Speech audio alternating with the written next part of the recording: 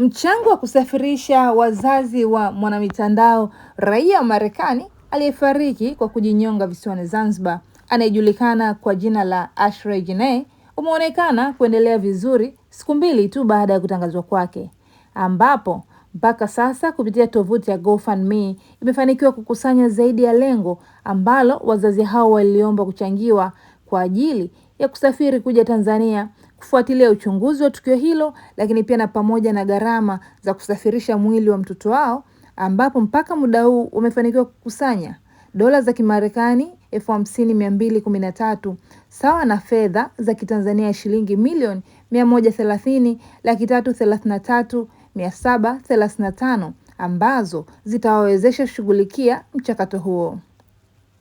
Mtakumbuka wazazi hao bado hawajakubaliana na ripoti ya kwanza ya polisi ambayo inasema binti yao amekutwa amejinyonga kwenye chumba cha hoteli masaa machache baada ya kugombana na mpenzi wake ambaye kwa mujibu wa hoteli walitenganishwa vyumba baada ya ugomvi wao, na kuwa wanahitaji uchunguzi zaidi ili waweze kugundua kwa uwazi nani aliyehusika na kifo cha mtoto wao na haki iweze kupatikana.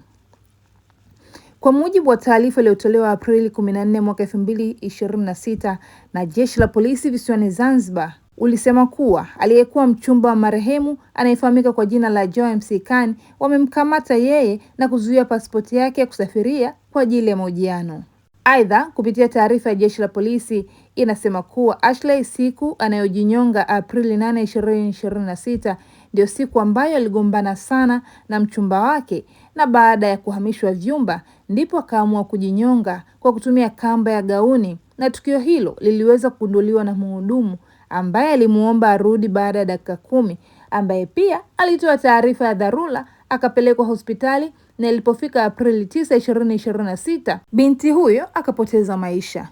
Mpaka sasa familia na watu kutoka mataifa mbalimbali wanaofuatilia sakata hili wanasubiri taarifa ya mwisho kutoka Jeshi la Polisi ili kujua kiini cha tukio hili lilopelekea binti huyo aliyekuja Tanzania kusherehekea siku yake ya kuzaliwa kupoteza maisha akiwa visiwani Zanzibar.